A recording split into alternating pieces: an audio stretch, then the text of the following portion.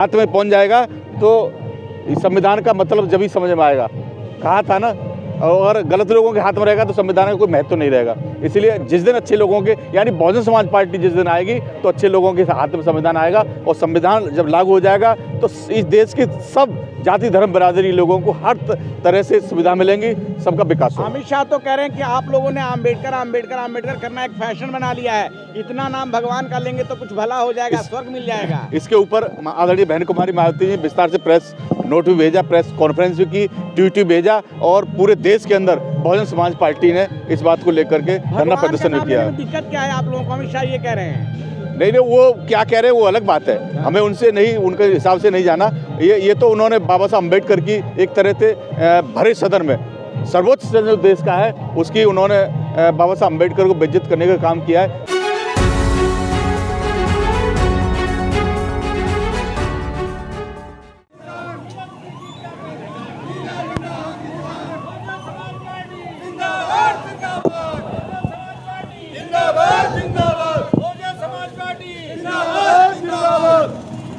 बहन कुमारी मायावती जी जिंदाबाद जिंदाबाद, बहन कुमारी मायावती जी जिंदाबाद जिंदाबाद, बहुजन समाज पार्टी जिंदाबाद जिंदाबाद, बहुजन समाज पार्टी जिंदाबाद। सर, आज चुनावी सभा है आकाश आनंद जी की किराड़ी में, लेकिन जो कोटली में चुनावी सभा हुई थी वहाँ एक विवाद बताया जा रहा है, उसमें काफी मीडिया में उछाला जा रहा है उस पूरे मामले को। क्या लग रहा है सर, ये मीडिया की करतूत है फिर या कुछ दबाने की कोशिश है बीएसपी को? इसे आप भली भांति जानते हैं कि इस देश की जो नेशनल मीडिया है वो बहुजन समाज पार्टी के कितने पक्ष में रहती है, और खैर हमें इस बात से कोई फर्क भी नहीं पड़ता, और हमें पता है कि हमारे भैया ने, हमारे नेशनल कोऑर्डिनेटर साहब ने ऐसा कोई बयान नहीं दिया है कोई जो आपत्तिजनक हो। लेकिन निशाना बनाया जा रहा है आकाश आनंद जी को। वो हम तो शुरू से निशाने बने हुए हैं। बहन कुमारी मायावती, माननीय कांशीराम साहब, बाबा साहब, हमारे जितने महान पुरुष अब तक पैदा हुए हैं सब इन्होंने निशाना बनाया। उन निशानों को ही पार करते हुए हम लोग आगे बढ़ते रहेंगे ऐसे ही। अध्यक्ष जी, दिल्ली चुनाव में कोई शीश महल की बात कर रहा है, कोई राजमहल की बात कर रहा है, बेरोजगारी की कोई बात नहीं कर रहा, शिक्षा की कोई बात नहीं कर रहा। उन्हें इन्हीं मुद्दों पे चुनाव होगा अब? इन चीज़ों से उन्हें कोई मतलब नहीं है ना, उनको इस बात से कोई मतलब नहीं है। वो अपने में उनका सब तरह से फिट है, और हमारा जो मुद्दा है वो हमारा यही है, रोजगार का है और हमारे अपने लोगों की सुरक्षा का है, और मूलभूत सुविधा जो दिल्ली में खासतौर से हमारे लोगों को नहीं मिल पा रही है, ये हमारा मेन मुद्दा है। कोई रिजर्वेशन की कोई बात नहीं कर रहा है, वर्ग रिजर्वेशन और कोई भी पूंजीवाद होता जा रहा है। जिस तरह की जरूरत है वही बात करेंगे ना, जो दबा हुआ है वही निकलने का प्रयास करेगा ना नीचे से। उन्हें रिजर्वेशन से क्या मतलब है, उनका तो ऑलरेडी सक्षम है, वो ठीक है अपने में। तो इसलिए रिजर्वेशन की हम लोग बात करते हैं, रिजर्वेशन हमें चाहिए, हमारे लोगों को चाहिए, इससे लोग विकसित हो सके हमारे लोग।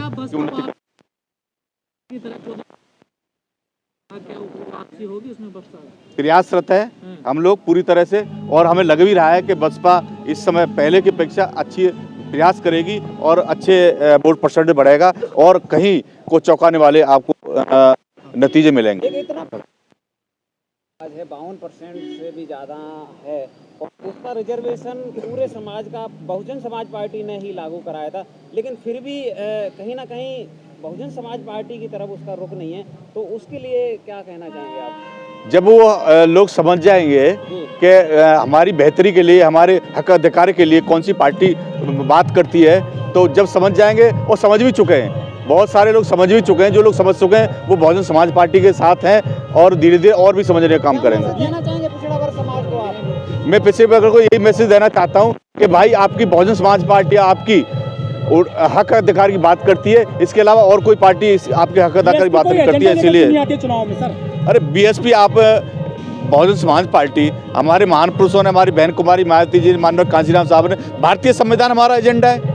जिस दिन हमारा भारतीय संविधान लागू हो जाएगा सारी समस्या समाधान हो जाएगा। तो ये तो सब पार्टियां कर रही है, बाबा साहब को लेकर चल रही है, कंधे पर ढो रही है, वो बाबा साहब की फोटो लेकर चलती है। नहीं, वो उनका दिखावा है, हमारा हम लोग करते हैं, उनका दिखावा है, बहुत अंतर है उन पार्टियों में। ठीक है, जय भीम जय भारत। देश में संविधान लागू नहीं है, अभी आप करेंगे संविधान लागू हो जाएगा? पूर्ण तरह से सच्चाई से लागू नहीं है। अगर बाबा साहब अम्बेडकर ने कहा था ना, जब जिस दिन बाबा साहब अम्बेडकर संविधान को सौंप रहे थे, तो उन्होंने कहा था ना, उनकी एक पीड़ा थी कि संविधान जिस अच्छे लोगों के हाथ में पहुंच जाएगा तो संविधान का मतलब जब ही समझ में आएगा। कहा था ना, और गलत लोगों के हाथ में रहेगा तो संविधान का कोई महत्व नहीं रहेगा। इसलिए जिस दिन अच्छे लोगों के यानी बहुजन समाज पार्टी जिस दिन आएगी तो अच्छे लोगों के हाथ में संविधान आएगा, और संविधान जब लागू हो जाएगा तो इस देश के सब जाति धर्म बिरादरी लोगों को हर तरह से सुविधा मिलेंगी, सबका विकास होगा। अमित शाह तो कह रहे हैं कि आप लोगों ने आम्बेडकर आम्बेडकर आम्बेडकर करना एक फैशन बना लिया है, इतना नाम भगवान का लेंगे तो कुछ भला हो जाएगा, स्वर्ग मिल जाएगा। इसके ऊपर आदरणीय बहन कुमारी मायावती जी विस्तार से प्रेस नोट भी भेजा, प्रेस कॉन्फ्रेंस भी की, ट्वीट भी भेजा, और पूरे देश के अंदर बहुजन समाज पार्टी ने इस बात को लेकर के धरना प्रदर्शन भी किया। दिक्कत क्या है आप लोगों को? अमित शाह ये कह रहे हैं। नहीं, वो क्या कह रहे हैं वो अलग बात है, हमें उनसे नहीं, उनके हिसाब से नहीं जाना। ये तो उन्होंने बाबा साहब अम्बेडकर की एक तरह से भरे सदन में सर्वोच्च सदन जो देश का है उसकी उन्होंने बाबा साहब अम्बेडकर को बेइज्जत करने का काम किया है। इसका खामियाजा उनको भुगतना पड़ेगा। दिल्ली चुनाव में फ्री की रेवड़ियां खूब बांटी जा रही हैं, कैसे देख रहे हैं आप क्यों नहीं बांट रहे हैं सर? फ्री की रेवड़ियों से जब आप सरकार बन जाएगी तो ये फ्री की रेवड़ियाँ अपने आप सही हो जाएंगी। ये फ्री की रेवड़ियाँ बेकार की, सब झूठे जुमले, कुछ नहीं है। और आप देख लीजिए, मैं अभी चल कर के आया हूँ, क्या हालत है किराड़ी की, सारे रोडों की क्या हालत है। जब फ्री की रेवड़ियाँ बांटते रहोगे तो रोडों को कैसे बनेंगे, हालत खराब है। तो वही कह रहा हूँ, देख लीजिए आप लोग सब, पत्रकार महोदय सब देख लीजिएगा क्या हालत है किराड़ी की। अन्य पार्टियां शीश महल की बात करती हैं, गालों की बात करती हैं, लेकिन बीएसपी किससे चुनाव लड़ेगी सर? हमारे बताया ना, हमारा मेन मुद्दा अपने लोगों के मूलभूत सुविधा देने का है। अब हमारा मेन मुद्दा है इस देश में भारतीय संविधान लागू हो और सारी समस्या का अपने आप समाधान हो जाएगा। दोस्तों ठीक है, जय भीम, जय भारत।